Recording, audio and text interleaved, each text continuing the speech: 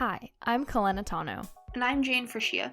And this is On the Other Foot, a no-holds-barred look at the world of dance. Each week, we bring you a podcast on nutrition, lifestyle, and mental health for regular people who happen to dance.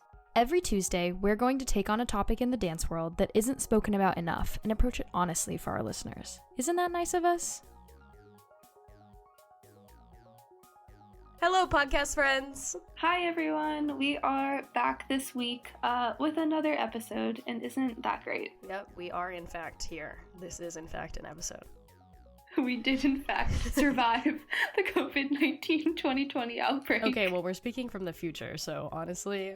That's what I'm saying. If you're hearing this, we survived it. Yeah, we're in the middle of it right now. If you're hearing this, obviously... Never mind.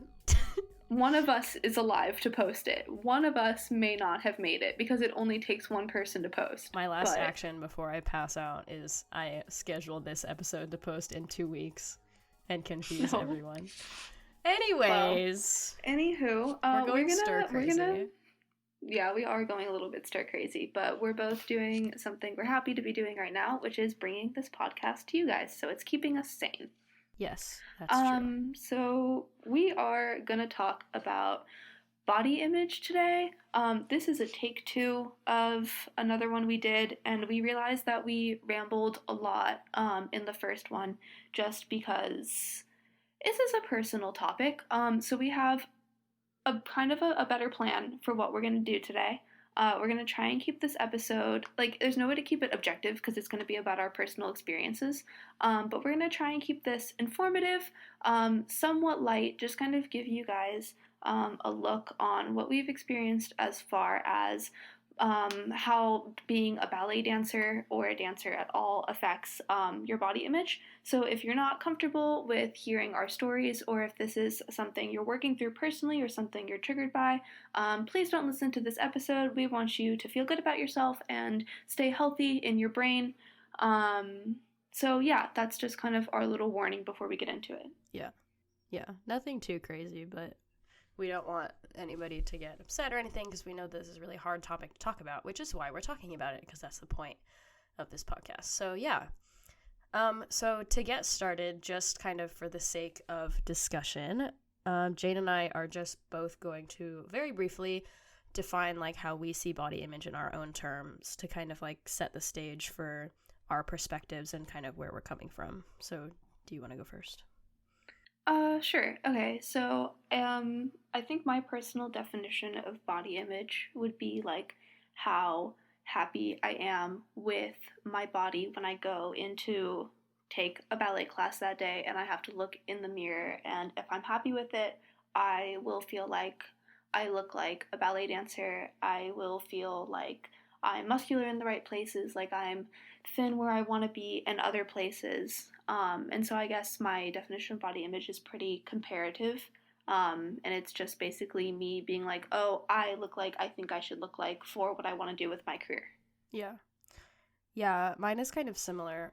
For me, I would say, and this is kind of taken from, I saw a video on Instagram the other day of this guy, talking about how he defines self-esteem, and this is kind of how he put it, and I think that it kind of applies to body image too, but he defined it as how the measurement of the difference between what we see and what we perceive that we are and how we look and stuff like that, the difference between that and what we want to look like or our ideal, and that negative, that space and that difference is kind of where your self-esteem and your body image comes from. And I do kind of agree with that because I think in body image there's always an element of comparing to other people. And I kind of think I feel like sometimes people say oh, body image is just what you think you look like in the mirror. And I'm like, well, yeah, but that's not really that accurate, because you can look really great in others' eyes and other people will look at you and be like, wow, she looks great. I bet she has no problems at all. But you can look at yourself and hate the way you look, which is why discussions of body image are often really tough, because in order to have a solid discussion, we really have to level our mental playing fields and know that no matter what anybody looks like compared to anybody else, everybody individually has their own standards and their own ways that they want to look and differences between that. And that's kind of where the body image discussion comes from for me. So yeah. Yeah, I think that's a great definition. All right, so we've got that out of the way. That's kind of where we're coming from as we continue this conversation. So next we kind of want to talk about what age we both were when we first became aware of how your weight affected how you were perceived in a ballet setting. So Kalena, if you want to kind of share that story of when you first realized your weight was going to affect how others saw you in ballet. Yeah. So, kind of for me, a lot of my like growing up experience was a lot less about weight and more about like just my own body composition, I guess, because for me, like, it's always been really centered around like my muscle mass and that how much muscle I have because I started in gymnastics and genetically I'm like really prone to developing muscle. I have a lot of athletes in my family, so I like when I was little was super not like super bulky or anything like that, but I just was like stronger and a lot of the like look that I had was like a strong person and not just like a really thin person or just like I don't know, normal whatever, but I was really just strong and muscular. So I remember when I was 12 and normally the kids in this level had to wear we're like 10 because I was a couple years behind because I started late, but we had to wear white leotards for 2 years of our training. And if you can imagine having to wear pink tights and a white leotard every day of your training for 2 years when you're 12 years old, it was a little bit traumatic because you got some things that are going on that haven't been going on before when you're 12 years old. And looking at that in a white leotard is not the most fun way to go about your day. So I think that's probably when I started noticing like that I didn't like the way that I looked or like, oh, I don't like the way this leotard looks on me and stuff like that. I think that's when those thoughts first started appearing in my head. And then in high school, I started developing a really negative relationship with like my muscle, like I talked about. Like I had really bulky quads and like calves and just overall my body structure is more like square and muscular rather than like super slender or anything like that. So that was something that I got really negative about, and I started like doing everything I could to try and train to slim down my quads, like rolling out a lot every day and drinking a lot of water and stretching a lot. And it kind of ended up helping me in the end because luckily I got really like flexible and I did benefit from it a little bit, but I never got the results that I was looking for. So it kind of kept building like that. And then I don't think I really noticed weight until like the end of high school when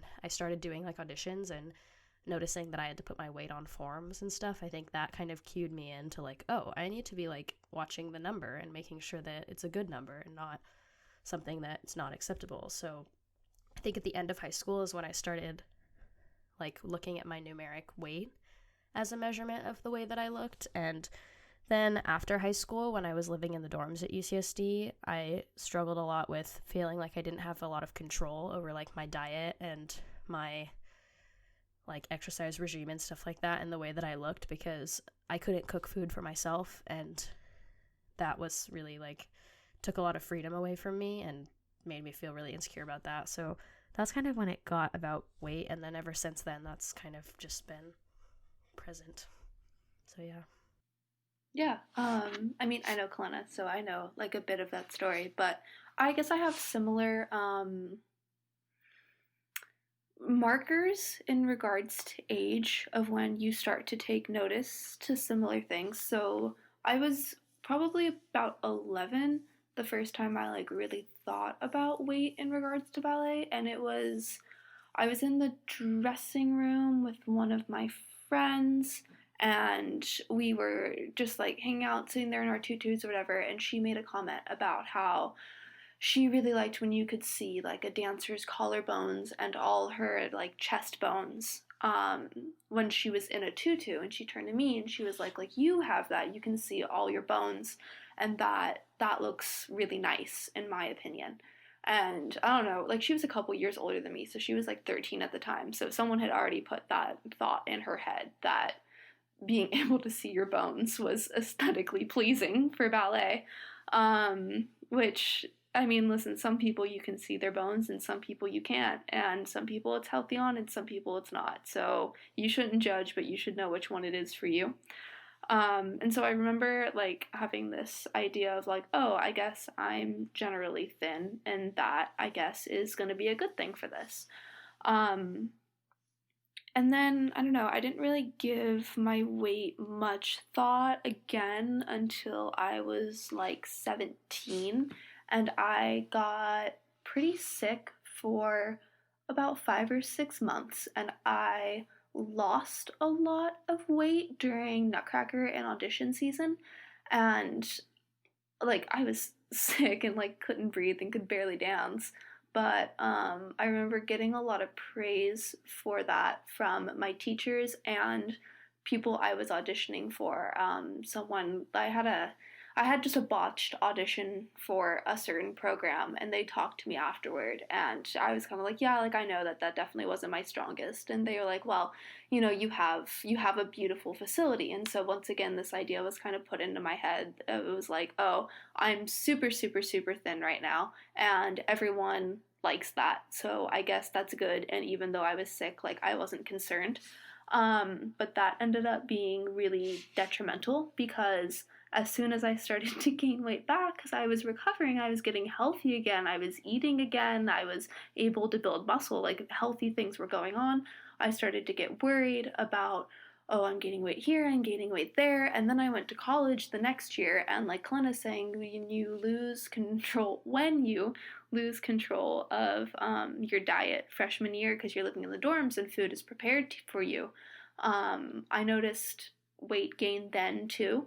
And that it just kind of toyed a bit with my mental health to have seen myself go from being sick and being thin but being praised for it, and then being healthy and weighing a bit more and kind of not feeling great about myself. So that's kind of been my journey with it. I guess I first noticed it at 11, and now it's just kind of like, it's something always in the back of my head, but definitely in a better place with it now.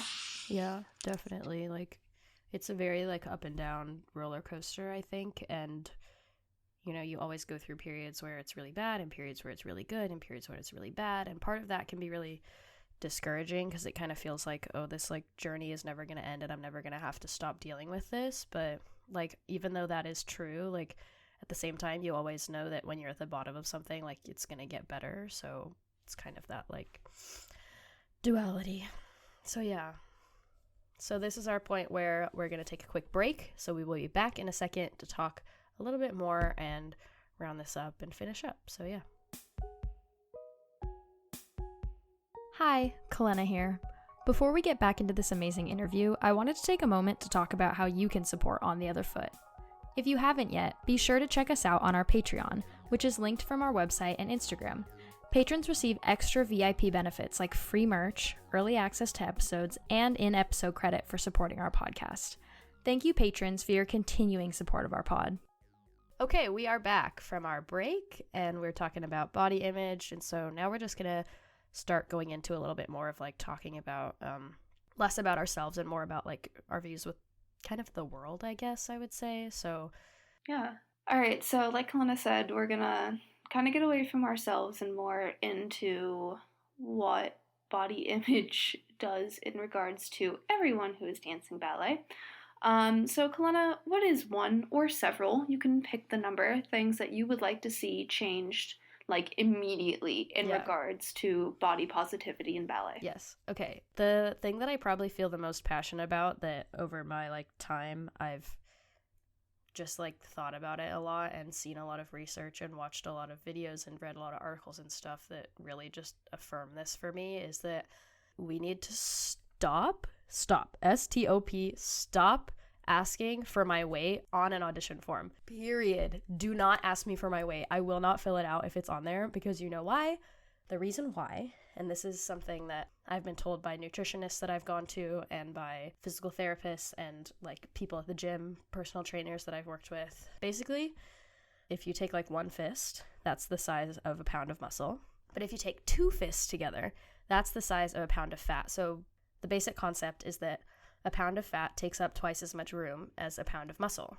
So the reason why that's important is because if you're in an audition and you have somebody who's 120 pounds and is like pure muscle, pure strength, super low body fat percentage, but is really strong and has a lot of muscle. That person could look the same size, like size-wise, not really anything else, but just based on size, standing next to somebody who's like 10 pounds lighter than me, or the person that's 120 pounds, and they have like a higher body fat percentage. But on paper, when we write our weights down, that girl weighs 110 and I weigh 120. So if the auditioner, say, like, is sifting through papers, as auditioners often do, because you have tons of girls, tons of people to look through, and they're looking for something to eliminate people by, and they see the weight number, and they see 110 versus 120, they're going to eliminate the 120 person, because that's how ballet works right now, is we compare people's weights on numbers, without even sometimes looking at them for who they are and what they are and stuff like that. Like, I've gone to I've gone to auditions where I don't get asked for an arabesque photo, but I get asked for my weight. And in that case, I'm not going to put my weight. Because if you're not going to look back at my technique and the way that I dance, then I'm not going to let you look back at, like, my weight. Because you can't see people's weight. Like, you don't look at people in an audition and see a number above their heads. Like, you watch people dance, and people who have a stronger muscle composition, even though their numeric weight is going to be bigger, they're going to be the people who can jump 8 feet in the air and can do 6 pirouettes and can hold their leg up for a super slow adagio because they have the muscles to do it.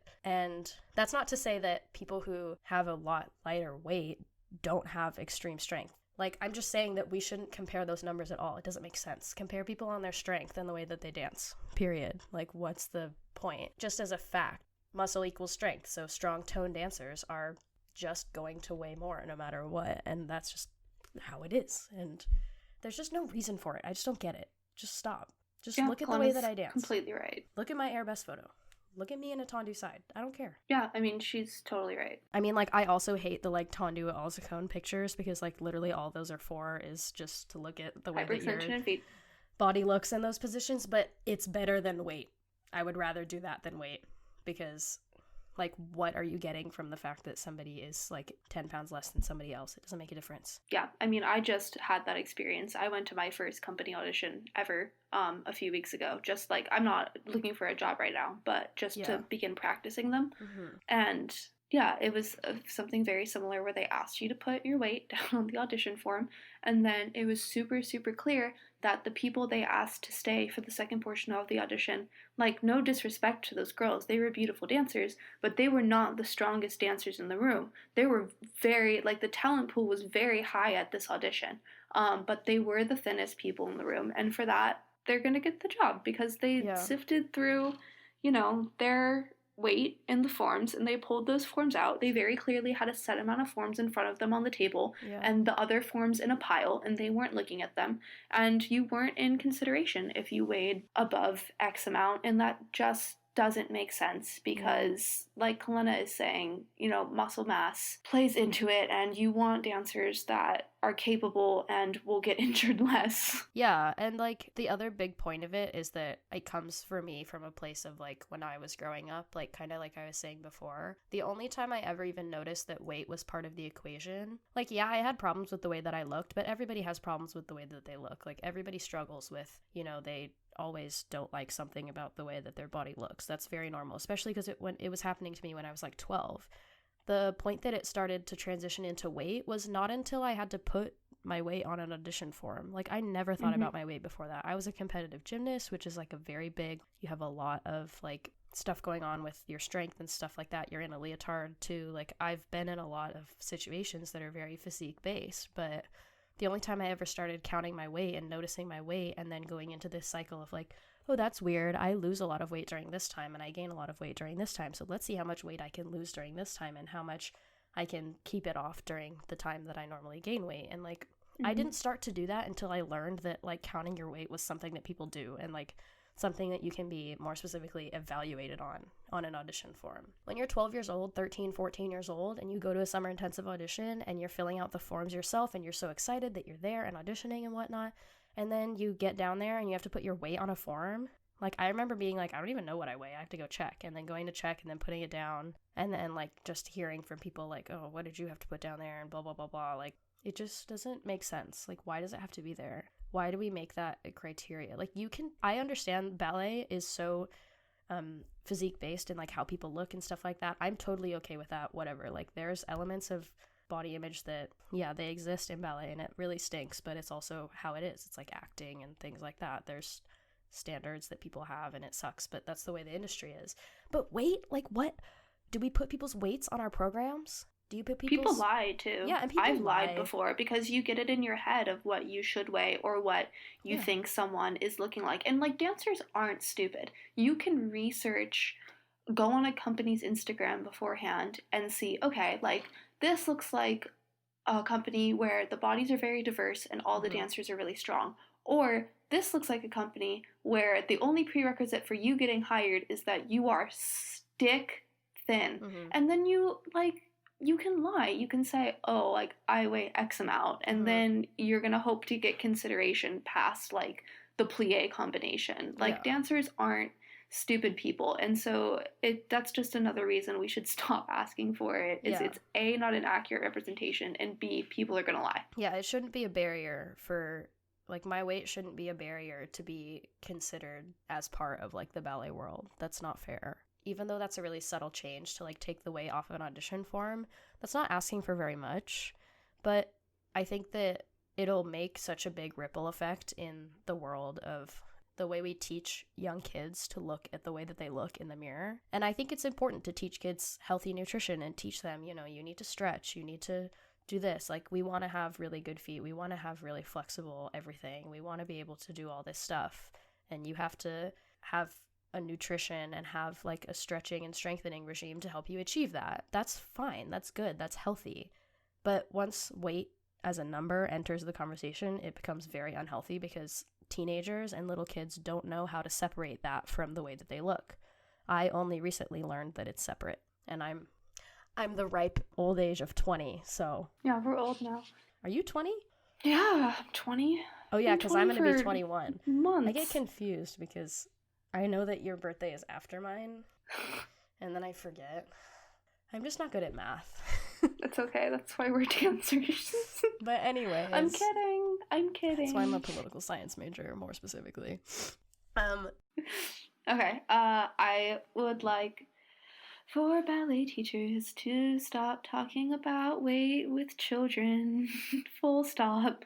I think that if you are 17 or younger, I don't think that that's something that should be brought up to you by anyone other than your parents, unless of course you have your parents have like a very unhealthy outlook on food and then you seek outside advice. That's another story. But I'm sorry, I was just told that there is food waiting for me, and that seems very appropriate for this episode, which is why I lost my train of thought.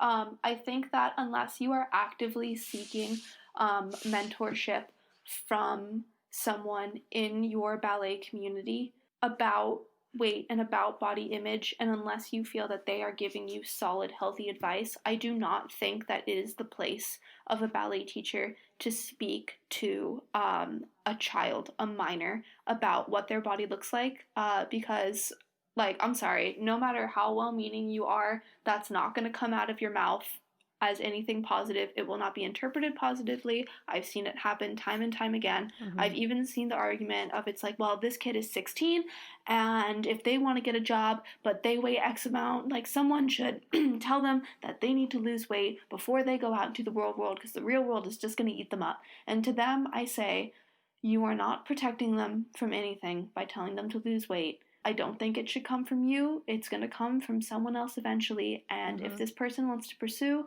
a professional career, and they try to audition for companies and they are hit with the same thing over and over again, that they need to lose weight, then that is on them to decide that they want to do that in the moment. I just don't think it's the place of ballet teachers to talk with students about that, because I have only ever seen it give a kid a complex. I have never ever seen that work out well. So that's what I would like to see changed. Yeah, and I think that it kind of comes from that like conflict of interest type situation. Like, kids look up to their ballet teachers and all they want to do is impress and like know that their ballet teachers are proud of them and stuff like that. And hardworking kids that want to get jobs one day, like, have discipline and they take corrections and things like that. And when you like casually in class or in a private or whatever mention like the way that they look or their weight, or say like, you know, you really need to be eating healthier, like, you know, you're really looking like you need to be changing your diet or something like that, that's just like, it's going to get interpreted as a correction. Oh, basically. Yes, because you're coming from a place of authority. If you want to know why it's a flaw, it's because if I was 12 and my teacher looked at me and was like, you know, you really should start eating more, like, I don't know, you really should start like watching your macronutrients a little bit more, because if you keep developing your body the way that you are, then you're not going to get a job. Like, if a teacher said that to me, I would take it as a correction. Yes. And I would go home and I would be like, okay. To do. I would be like, okay, I'm in a meal plan now. And that's like, whatever. Yeah, it comes from a good place, but like, think about what that does to a kid when they don't know. You haven't had the education to know what's good and what's bad, and that's just like a way to open up so many pathways. And the internet is so ready to offer kids unhealthy ways to cope with trying to lose weight, trying to change the way that they look. Like, it's actually very hard, in my opinion, to find healthy, solid, actually educational information from real professionals about things like this that aren't just like thinly veiled promotions of like eating disorders. And it's especially hard to find like those resources for kids, because I know where those resources are and I know what they cost, and I can't afford them right now. But when you're 15, you can't afford anything. You don't have a job. You're in high school. You're like doing dishes for allowance. So you can't afford to buy some course on how to eat healthy. And I think that also, like, in Kalena's example of like maybe what a teacher would tell you, I think that if teachers were going about things being like, oh, girls, like, do you know what a micronutrient is? Then that we'd be having a different conversation. But usually when a teacher says something about weight, it's usually like, oh, girls, you all look like you've been eating a lot of hamburgers lately. Ha, ha, ha, ha, ha, ha, ha. And that's not good, and it's not funny. And that's the way that things are communicated to children, and it's not okay. Yeah, I used to get the, pull your abs in, ladies. I can see what you ate for lunch. Yeah, that's not okay. We used to okay. get that all the time. We used to get, did you have a hot dog for lunch? I can see a hot dog in your stomach right now. Pull your abs in, please. Because then you start to think like, okay, would you like to not see any food in my stomach? Should there not be any food in my, like, it's just not, exactly. It's not. You don't understand. Kids don't understand children that your stomach bloats when you eat. Kids don't understand that your weight fluctuates when you like are going through your menstrual cycle and you have a week where you're super bloated. Kids don't know that. They don't even know how to like not bleed through their pants, pretty much. Sorry to be explicit, but that's true. Oh, no, it's true. I mean, when you're 12, it's like you come in one week and the entire class has little black booty shorts on, and you're like, yeah, okay. Huh, okay, cool. All right, this is happening. Congratulations, all of you. Yeah. It only gets worse from here. But, endgame, stop talking about weight. Just stop talking about it. Talk about nutrition. If you want to have a discussion with your dancers and you think that they're, like, it's not okay for kids to eat hot dogs and candy for breakfast, lunch, and dinner every day, obviously. Obviously not. Everybody knows that. So if you want to have a discussion about that, then have a discussion about that. Don't even get anywhere near adding in the element of, you know, if you keep eating like this, you're going to gain a lot of weight. It should be, if you keep eating like that, you're not going to be able to support your dancing. Yeah, you're not fueling yourself. Yeah, because I've also had that discussion before. Like, I've had teachers that kind of go both ways, where sometimes it's a really bad discussion, and sometimes I have had the same teachers say things to me like, you know, I had a girl who like decided to, like, this was like she was trying to sway us off of being vegan, because this was like way before you could actually be sustainably vegan and like actually have it work out quite well. She was saying like, you know, I had a girl who tried to go vegan and she didn't take care of her protein and didn't eat enough protein, and she broke both of her ankles doing a pirouette one day, and we were like, cool, we're not going vegan. Broke your ankles in a pirouette. I'm just trying to imagine. I don't really know how she broke the other one. Bam, it breaks. You're trying to support it. You're like, oh god, and you put the other one down and bam, that breaks I think it's just catastrophic. I don't know, but that was the story, and like that was okay, because that's like technique based, and like, okay, if you have to be strong, we want you to be able to be good at dancing. We want you to be like healthy and strong and have ability and be able to do stuff. That's perfectly healthy. It's not healthy to say you don't want to gain weight because then you're not going to get a job when you're older. Yeah. All right. So wrapping this up, those are our demands. We're going to nail those on the door of every ballet studio. Get all Martin Luther up in this dance community. Can you tell I took every single AP history class in high school? Anyway, moving on. Kalena's pointing at herself too, because we are what you call a couple of nerds. That was me nailing the. Oh, my I'm sorry. 99 She wasn't demands pointing at herself. to the She was door. miming.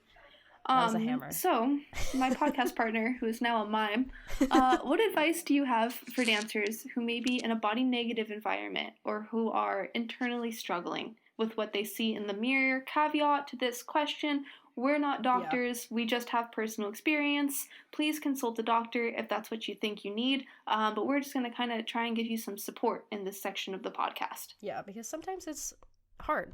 Sometimes we get busy and things don't work out very well, and you have to kind of, you're not going to be with your therapist 24 hours a day, 7 days a week. That's the hard reality of it. So there is a part that you have to deal with yourself. So for me, in the experiences that I've had, I found it really important to make sure that you communicate what you're going through with your friends, your family, maybe whoever is your like main support group and your anchor people. Like, make sure you let them know, A, that you're going through something, and B, that you're really thankful that they're being understanding in advance, you know? Yes.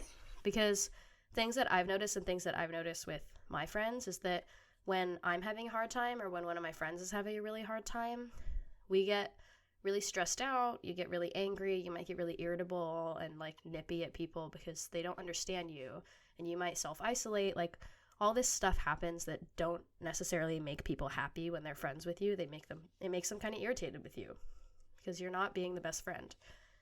But a lot of times it's not your fault, it's what you're going through. Like, sometimes there's only so much you can do every day to support yourself. So the best thing that I found to do, and when other people do this for me, it really helps me like understand them and not get angry at them for what they're going through, is to just let them know, like, I'm having a really hard time right now. I know that I'm probably not the best person to deal with right now because I'm just struggling a lot, but like, thanks so much for like being patient with me. Like, I really appreciate you being here. Like, it makes a big difference, and like that'll make them much more likely to like want to help you and understand you rather than just get angry at what you're doing and being isolated and stressed and like cutting you off for that. Like, it'll make them more likely to be like, oh, okay, are you okay?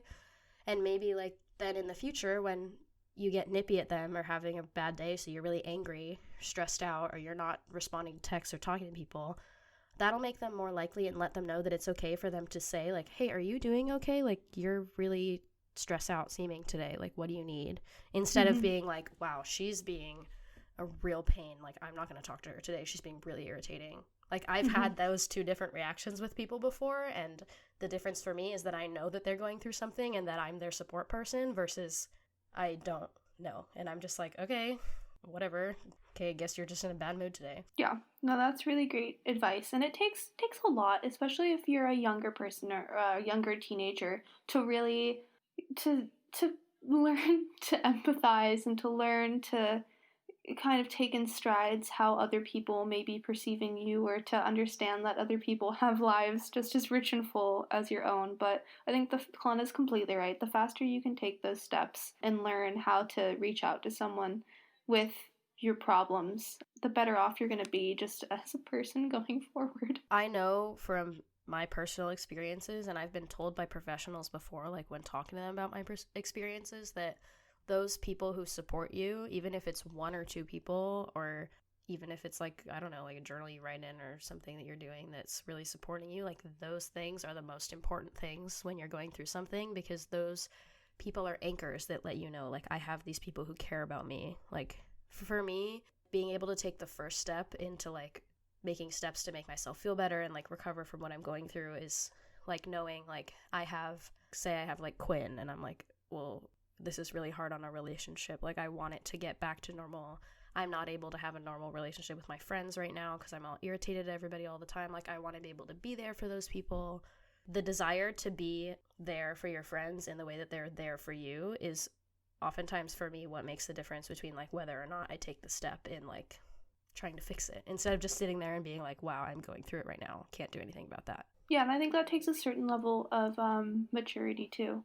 And it also, like, I do recognize it takes a certain level of privilege to be able to be allowed to go to therapy if you're younger, to be able to afford therapy, to know how to talk to your friends, to know who to talk to get the help that you need. But Kalena, once again, is very right that as you get older, you learn that you need to be fully functioning, not only for your mental health, but for the mental health of those around you, because support is a give and take. You know, just be there. And also just don't be too upset with people if maybe they need a day off. Oh, yes. From you. Like, don't expect people to replace a professional at all. Like, that's not what you're asking people to do. You're asking them to just understand that if you snap at them one day because they try to make you feel better and it's just they say the wrong thing at the wrong time, just let them know that it's just, you're sorry, but it's just what you're going through and you're really sensitive right now. But that not at all takes the place of actually going to see a professional, and don't expect people to be 100% there for you and never say the wrong thing, and try not to get too angry at people who are trying to help, even though it's really frustrating. Try to maybe just talk to them and say, like, hey, I'm sorry that I snapped at you, but, you know, you saying that, I know you had good intentions, but maybe it wasn't very helpful for me right now. For sure. And I think also on the topic of just being careful with your words and being mature and aware of what you're saying, if you know that you are in a body negative environment, all your friends are too. If it's your studio that's creating this, then all your friends are probably feeling something similar, or at least feeling effects. Don't be the girl who starts off saying, oh my god, I'm having a fat day. Oh my god, I'm so bloated. Oh my god, I wish I could wear black tights. Oh my god, this. Oh my god, that. You can watch your words, and you should want to watch your words, because you are hearing yourself. Your friends are hearing what you say, and younger dancers are hearing what you say, and you're an example for them too. So if you have found yourself in a body negative environment and you are willing to take on a leadership position, a very subtle but very effective way to help yourself and help your friends is to offer words of encouragement, to not offer words of negativity about yourself. This goes without saying, but you should not be offering words of negativity about other people, whether it's to their face or behind their backs, because that will influence your mental health as well. But really being someone who can pioneer, even if it's like a little bit of positivity throughout everyone's day, just saying like, hey, you know, I felt like that was a really good class, felt like we all looked really good today, or I love your leotard, or just anything like that. There's just no reason to start in with the, oh, I'm having a fat day. And it'll take time, because I feel like that's a turn of phrase, something like kind of a catchphrase that dancers say, or a reaction to looking at yourself in the mirror, is to have a negative thought. But if you can really work on just trying to replace your negative thoughts with positive thoughts about yourself and about others, then I think that you can make a small dent in maybe how your negative environment is affecting you. Yeah, and kind of just like last thing adding on to that is like, don't attach a self-deprivation to a compliment. I hate it when people do that. It's my pet peeve, and it makes me so uncomfortable. Like, if people come up to me and say like, that leotard looks so good on you, like, I could never wear something like that. It would make me look so fat. Why? Like, why do you have to include that? Don't do it. It's not helpful. It doesn't make me feel better about myself. It makes me feel like, oh, you just complimented me. Oh, but now I have to say like, no, it's okay. Like, you look great or whatever. That's uncomfortable. If you're giving somebody a compliment, give them a compliment, and then give them the leave compliment it at that. Because you really thought you should give them the compliment, not because you're looking for something in return. Yeah, don't look for things in return when you compliment people. The fun thing about compliments, for me, is that the more people that compliment each other, the more those people compliment each other back. And then it's like this cute environment of like, we all compliment each other all the time. And like, that was one thing like at City Ballet that I really liked, was there was a big environment of like, oh my gosh, I love your leotard. Like, can I borrow it? And then you borrow it. And then the person, like, if somebody borrowed my leotard, I always made sure to go over and be like, especially if it like looked really good on them, which a lot of times it did, I would go over and be like, oh my gosh, that leotard looks so good on you. Like, what the heck? And like stuff like that. And that was a really positive thing that existed there that I can be thankful for looking back. But it helps a lot, especially when you're in a hard environment, to be able to give people compliments and help people feel a little bit better, like, even if they don't believe it. And if you give somebody a compliment and they react really badly to it, like saying like, oh my gosh, no, are you kidding me? I look so awful today or whatever, just kind of shrug it off. Don't spend too much time trying to convince somebody, you know? Yeah. I've gone through that before, where somebody gives me a compliment and I just don't want it because I feel like I don't look good, and I give some snappy response on accident back, like, no, I do not. Are you kidding me? Like, don't even say that to me. Just don't, like, just leave it. Yeah. Like, you can go up to them later and say like, hey, like, Are you okay? Like, I think you're kind of having a rough day today, because I tried, like, if you notice that somebody snaps at you when you try to compliment them, don't try to be like, no, yeah, you're wrong, like, you look so good, because it's just going to turn into a fight, because they're going to get mad at you because they just don't think they look good, and it's really annoying. And when you think that you don't look good and somebody keeps coming up to you and is like, no, you look good, no, you look so good, it doesn't convince you. It doesn't help people who are going through it to have people be like, you look so good. It helps to just have people there for you, is basically what I'm saying. Just be nice to everybody and understanding and stuff like that. So yeah. Oh, and if I may say just one last thing as we're wrapping up. If you are a young dancer and you have found yourself in an environment that is truly detrimental for your negative health, for your mental health, you can leave it. There are other studios. And I know that that's a very tough thing to wrap your mind around, but I think that the earlier in life you can learn to prioritize yourself, and you learn that you are the most important commodity you have, the better. And so if you really are in just a niche, because there are studios out there, most of them are lovely, but there are studios out there that really breed just terrible body image for young dancers. And if you have found yourself in one of those, just go on google.com and find a different studio near you. Yeah, I don't care how good the training is. I really don't. It's not worth it. I don't care. It's going to be so more detrimental to you in the long run. Yeah, I don't care if you, like, if leaving that studio is going to lose you your, like, top spot at YGP that's going to get you into wherever. Like, I don't care. Get out of there. I literally could care less about your awards. I care about you being happy and, like, a kind person and, like, being able to, like, love yourself and then being able to love others and all that good stuff. And that's not going to come from those environments at all. The longevity of your career will thank you, because you will not burn out at 17. You will be a healthy person who has a nice long career because you're talented and you were taught to respect yourself. And you also, like, you can teach those environments that it's not okay by saying, I'm not going to do this anymore. Bye. Yep. I'm going to XYZ studio. And they're like, what are you talking about? That's a small studio. You're not going to get any of the good training that you get here. And you're like, I don't care. Peace out. Bye. And then they lose whatever top competitor that whatever. Yep. I don't know what I'm talking about. I'm talking about a completely hypothetical example. If this resembles any real studio, I'm really sorry. I'm not meaning to at all. I just am coming up with this in my head. If this resembles any real studio, we're sorry that you go there and you should leave. Yeah, that too. So that was our very earnest but a little bit shorter discussion about body image. And we would love to hear your thoughts. We would love to. Because as we've stated a million times, we are not professionals. We don't have any medical degrees. Neither of us are studying medicine. Well, neither of us even has a single degree yet, so. No. We are just dancers. Long pause. I was going to try to think of a witty thing to say, and then I was like, don't waste your time. These are just our thoughts, our experiences. We're 20 years old. We are both 20 years old. But also, this career is short, and so we've been through the brunt of our training, and we've been through all of this. So we don't come from no position of authority, but we would also, if you're really having a problem, consult your mom, consult the professional, consult your dad, your grandma, whoever you are being taken care of by, and, stay healthy. Yeah, just reach out, find healthy resources. If you need healthy resources, let us know. We will DM us, we'll find them for you. And if you are young and you know you need resources, but you know that you're not going to be able to pay for them, DM us that too, and I will scour the internet until I find something that I think would be good for you. Yes, we are here for you as much as we can with our 20 years of grander experience. Yes. Well, thank you all for listening. Yes, thank you so much. Thank you for continuing to listen to us into season 2. We hope that whatever's going on in your life right now, it's going well. And stay tuned for another episode in 2 weeks. Yes. See ya.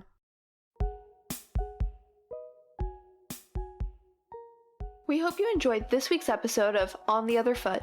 We want to connect with you on days other than Tuesday, so be sure to follow us on Instagram and Facebook at otherfoot.pod. And visit our website to learn more about how On the Other Foot started and join our mailing list.